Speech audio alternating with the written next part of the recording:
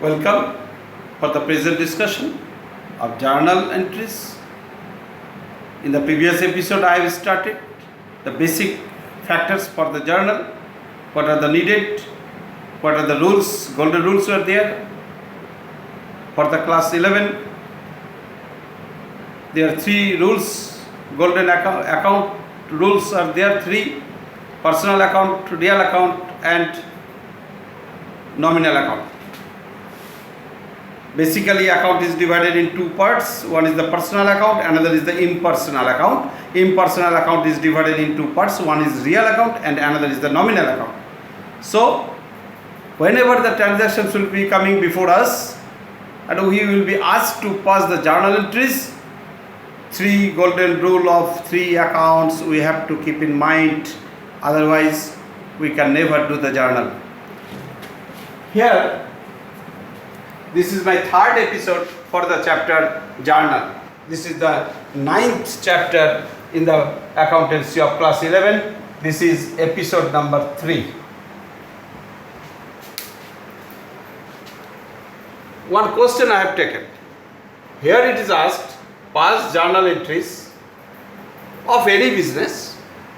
There are 5 examples I have taken. 1st April 2019, one transaction given. 4th April 2019, another transaction given.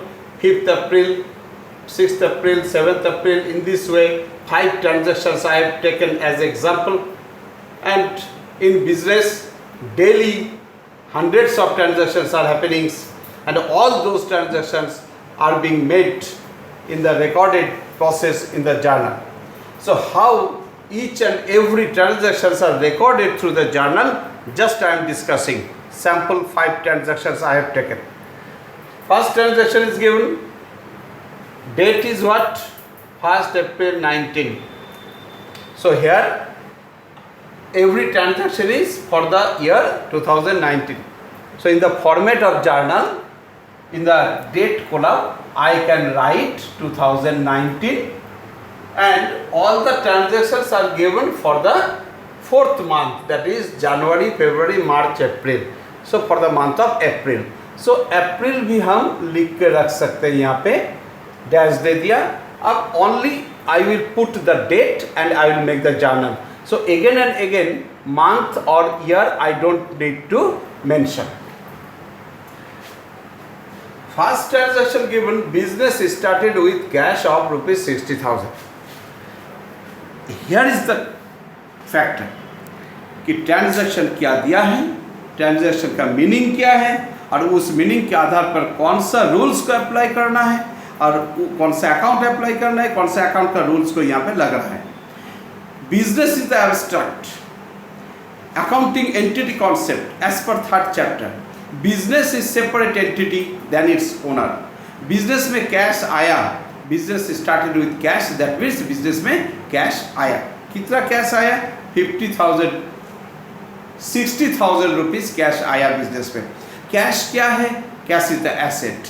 Asset के लिए कौन सा account का rules हमको याद रखना है? Real account. क्योंकि इससे पहले का एपिसोड में हम बोला था पर्सनल अकाउंट को याद करेंगे कब? जब क्रेडिट ट्रांजैक्शन होगा. रियल अकाउंट को कब याद करेंगे? जब कोई एसेट्स का बात आएगा सेंटेंस से, ट्रांजैक्शन से.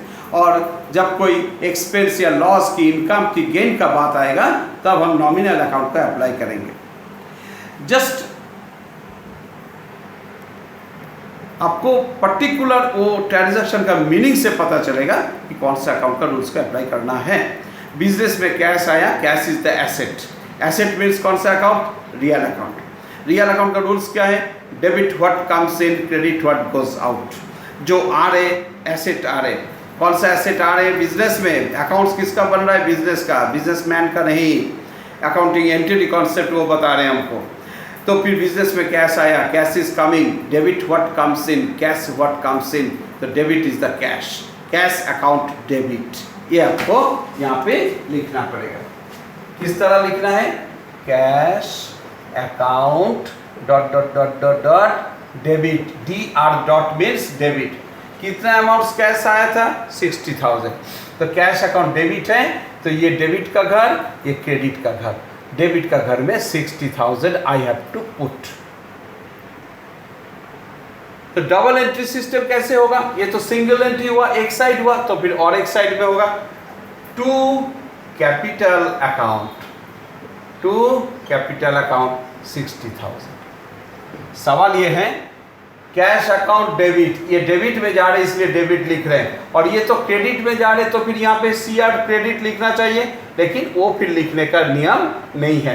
ये जो टू लिख रहे हैं, टू मतलब ही है टू से वही सब आइटम होता है जो क्रेडिट में जा रहा है, उसके लिए यहाँ पे टू है। टू का टी कैपिटल लेटर होगा, और ये कैश जो यहाँ पे जो लिखा गया इसका एकदम नीचे नहीं होगा, नीचे आके थोड़ा सा राइट साइड में जाके लिखना होगा। This is the process. Capital account credit क्यों हुआ? क्योंकि कोई भी लायबिलिटी फॉर्म करते हैं तो वो क्रेडिट होता है, लायबिलिटी फॉर्म कर रहे हैं तो वो क्रेडिट हो रहा है। यहाँ पर एक ब्रैकेट में कुछ लिखा जाता है, दैट इज कॉल्ड नैरेशन।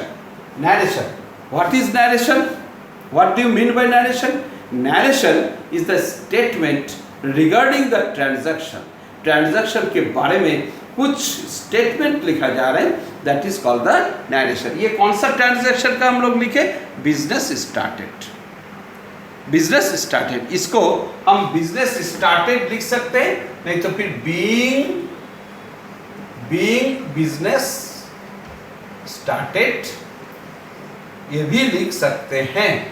एक समय था, आज से 10-15 साल पहले का बात है, जब बीइंग लिखना मस्ट था, लेकिन अभी ये ऑप्शन आ गया है, बीइंग लिख सकते हैं, बीइंग नहीं भी लिख सकते हैं। Both is correct. कुछ बुक में देखोगे कि बीइंग लिखा हुआ है, किसी किसी बुक में बीइंग नहीं लिख रहे हैं। तो उसी तरह कोई टीचर बीइंग लिखना सिखाते हैं, कोई टीचर बीइंग लिखना नहीं सिखाते हैं, लेकिन दोनों ही राइट है। It is up to you that you will apply being word or not. So this is the journal. Entire is called the journal with amount, debit credit amount, narration, effect, date, complete journal of one transaction. This part is called the narration. This is on the basis of the money measurement concept. This is on the basis of the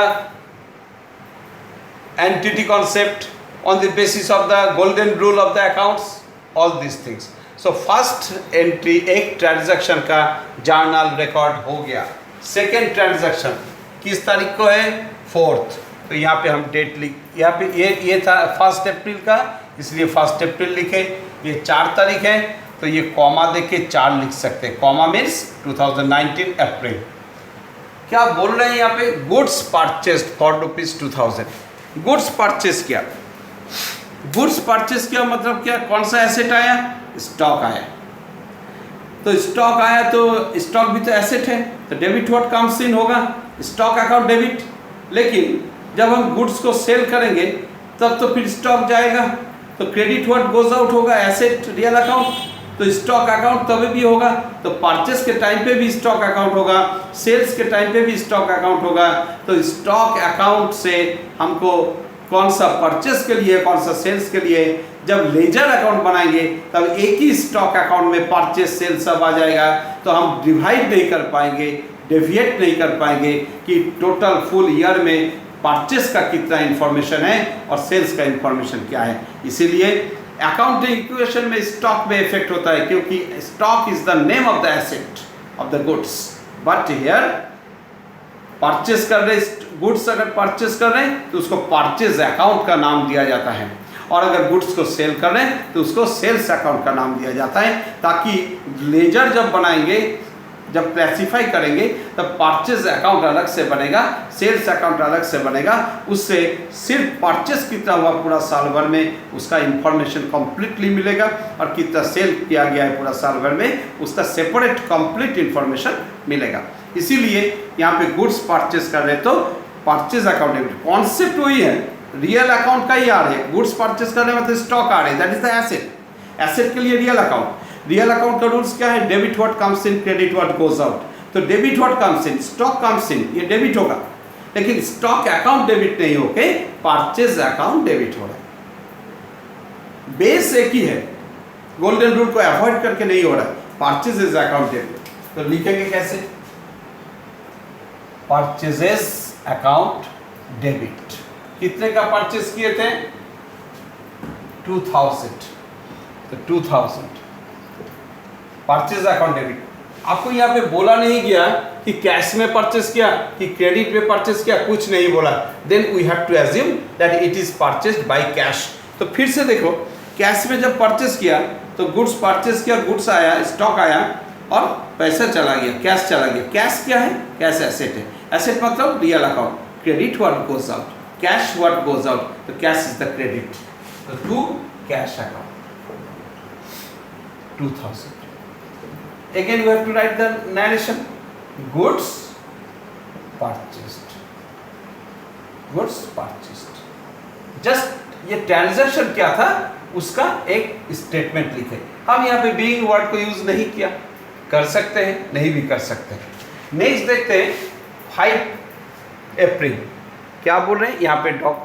5 April. Furniture purchased for ₹5000 on credit from Ramesh. Ramesh से 5000 रुपया का furniture खरीदा गया है और वो credit में खरीदा गया। क्या खरीदा गया? मीनिंग क्या है? फर्नीचर खरीदे, फर्नीचर परचेस किया तो फर्नीचर आया। फर्नीचर क्या है भाई? फर्नीचर एसेट है। कौन सा एसेट है? फिक्स्ड एसेट से। कौन सा फिक्स्ड एसेट है? टेंजिबल फिक्स्ड एसेट से। इतना जानकारी एक स्टूडेंट को होना चाहिए, तब जाके वो बेस पक्का होता है स्टूडेंट का, और वो 90% मार्क्स का सपना देख सकता है और पूरा करने की तरफ आगे बढ़ सकता है। तो फर्नीचर क्या है ना? एसेट है। एसेट के लिए कौन सा अकाउंट? Real account. एसेट के लिए कौन सा account? Real account. Real account का रूल्स क्या है? Debit what comes in, credit what goes out. Furniture आया, खरीदे तो फर्नीचर आया, तो furniture debit what comes in, furniture what comes in, furniture account debit. तो हम यहाँ पे डायरेक्ट लिखेंगे फर्नीचर अकाउंट डेबिट। कितने का? 5000। टू अब फिर से सोचना पड़ेगा आपको। फर्नीचर खरीदा 5000 का, तो क्या पैसा दिया? नहीं। कैसे समझे? लिखा है ऑन क्रेडिट। तो क्रेडिट में खरीदे तो पैसा देना पड़ेगा। किसको देना है? रमेश को। नाम दिया है यहाँ पे। तो क्रेडिट ट्रांजैक्शन हुआ ये। क्रेडिट ट्रांजैक्शन के लिए कौन सा अकाउंट का रूल्स बोला गया आपको? पर्सनल अकाउंट, क्योंकि किसी पर्सन को हमको देना है पर्सनल अकाउंट, क्रेडिट ट्रांजैक्शन। तो क्या देना है? 5000 रुपया देना है। किसको देना है? रमेश बाबू को देना है। तो रमेश बाबू को हम क्रेडिटर मानते हैं। Creditor is the liability, liability will be credit. वहां पर देखो पर्सनल अकाउंट का रूल्स क्या है? Debit the receiver, credit the giver. हम सामान खरीदे उनसे, सामान रिसीव किया, हम अपना नाम तो अपना बिजनेस का अकाउंट्स में रिकॉर्ड नहीं करेंगे। हम अपना फ़ोन नंबर अपना मोबाइल में सेव नहीं करेंगे, किसी फ्रेंड का नंबर को सेव करेंगे और वो फ्रेंड मेरा नंबर को सेव करेगा। मतलब हम रमेश से खरीदे थे, पैसा हमको देना है रमेश को, तो रमेश से जो सामान खरीदे थे तो Ramesh is the giver, credit the giver, debit the receiver, credit the giver. हम रमेश का नाम रिकॉर्ड करेंगे और वो क्रेडिट में सेल किया तो वो मेरा नाम रिकॉर्ड करेगा। तो क्रेडिट द गिवर के हिसाब से पर्सनल अकाउंट का रूल्स के आधार पर यहाँ पे आएगा टू रमेश 5000। यहाँ पे रमेश अकाउंट नहीं होगा, कैश अकाउंट हो रहा है, टू कैपिटल अकाउंट हो रहा है, टू रमेश अकाउंट नहीं होगा, क्योंकि रमेश कोई अकाउंट नहीं है। रमेश एक आदमी है, रमेश एक इंसान है। अगर अकाउंट लिखना ही है हमको तो अकाउंट लिख सकते हैं, लेकिन यहाँ पे हमको एपोस्ट्रोफी एस देना है। रमेश अकाउंट, रमेश का अकाउंट, रमेश कोई अकाउंट नहीं है। नरेशन होगा furniture purchased on credit. Finish this transaction journal. Next, on 6th coming, salary is paid for ₹5000. 6 तारीख सैलरी इज पेड। सैलरी का मतलब क्या है? तनख्वाह। तनख्वाह, काम के बदले में एम्प्लॉयज़ को जो पैसा दिया जाता है, that is called salaries. Business का खर्चा है ये, एक्सपेंस है ये। अकाउंटिंग इक्वेशन में आप किया कैश से माइनस कैपिटल से माइनस, तो यहाँ पे cash account debit to capital account कर दिया, तो फिर आप कुछ समझे ही नहीं जर्नल क्या है और अकाउंटिंग इक्वेशन क्या है। जर्नल में 3 अकाउंट का गोल्डन रूल, एकदम 3 बड़ा बड़ा आंख आपको देखेगा कि आप सही कर रहे हैं कि गलत कर रहे हैं। मतलब यहाँ पे देखना पड़ेगा, एक्सपेंस है, एक्सपेंस है तो नॉमिनल अकाउंट का रूल्स पे अप्लाई करना है। Debit all expenses and losses, credit all incomes and gains, तो ये एक एक्सपेंस है, ये एक्सपेंस डेबिट होगा रूल्स के आधार पर। एक्सपेंस का नाम क्या है? सैलरीज है, तो सैलरीज अकाउंट को डेबिट करना है। यहाँ पे ऐसे लिखना है आपको, सैलरीज अकाउंट डेबिट। कितना सैलरी था? 5000। Here we have to put 5000। Salaries में क्या दिया? कैश दिया। कैश क्या है? एसेट है। एसेट के लिए कौन सा account? Real account. Real account का रूल क्या है? Debit what comes in, credit what goes out. तो cash goes out, credit goes out, तो टू कैश अकाउंट। 5000 क्रेडिट में। देखो, सैलरीज अकाउंट डेबिट हुआ नॉमिनल अकाउंट के आधार पर और कैश अकाउंट क्रेडिट हुआ रियल अकाउंट के आधार पर। कोई जरूरी नहीं है कि कोई भी एक ट्रांजैक्शन कोई पर्टिकुलर एक अकाउंट का रूल्स के आधार पर बनेगा। दोनों अकाउंट का रूल्स यहाँ पे शामिल है। रियल अकाउंट के आधार पर कैश क्रेडिट हुआ और नॉमिनल अकाउंट के आधार पर ये डेबिट हुआ। Journal is very important. Journal का कॉन्सेप्ट जिसका रेडी नहीं होगा वो पछताएगा, अकाउंट्स कभी उसका बस में नहीं आएगा। Narration, salaries paid. Here in example, the last one is taken on 7th April. Goods were sold by ₹6,000 in cash. यहाँ पे बोला गुड्स को सेल किया गया कैश में, कैश में सेल किया। 6000 का गुड्स को सेल किया, तो स्टॉक चला गया। आपको पहले ही बोले जर्नल में गुड्स परचेज किया तो परचेजेस अकाउंट आएगा और गुड्स को सेल किया तो वो सेल्स अकाउंट जाएगा। परचेज और सेल्स को अलग अलग हिसाब होगा। लेकिन यहाँ पे बोल रहे गुड्स को सेल किया गया कैश में, मतलब कैश आया। कैश क्या है? एसेट है। एसेट मतलब real account. Debit what comes in, cash what comes in, तो cash account debit, cash account debit. कितना? 6000 to sales account, sales account credit हुआ। सवाल यह है, ये डेट था 7 का, सेल्स अकाउंट क्रेडिट क्यों हुआ? क्योंकि सेल किया तो गुड्स चला गया। गुड्स मतलब स्टॉक, स्टॉक मतलब एसेट, एसेट मतलब रियल अकाउंट, रियल अकाउंट मतलब debit what comes in, credit what goes out. Sale किया तो चला गया, गोज आउट हो गया। Credit what goes out, stock what goes out, sales हो गया। कभी ना गोज आउट हुआ, सेल्स को अलग से रिकॉर्ड करते हुए बोल के वो क्रेडिट में सेल्स अकाउंट को शो किया। क्रेडिट क्यों हुआ? वो आपका रियल अकाउंट के आधार पर ही हुआ, क्योंकि स्टॉक एसेट है। एसेट का रियल एसेट का जो गोल्डन रूल है उस रूल को अप्लाई करते हुए ही हुआ, लेकिन नाम हुआ सेल्स अकाउंट। तो नरेशन आएगा इसका भी, goods sold. Okay, so just you follow it. This is the base of the journal. One example I have taken and you follow again and again. Rules को देखिए, जानिए, उसको अप्लाई करना है। टेंसेज ऑफ वर्ब्स हम लोग सीखते हैं, लेकिन उसको रट्टा मारने से नहीं होगा, खाली लर्न करने से नहीं होगा। डेली अगर हम लोग जो बात करते हैं, whenever you tell in English, then whenever we will talk to each other, interact to each other, and if we will not properly use the tenses of verb, then we cannot express the proper meaning of the language. Okay, so if we will not activate the proper accounts golden rule in the process of journal, then we cannot make the correct journal. So just follow it and proceed the practice from the illustration of the book. Thank you very much.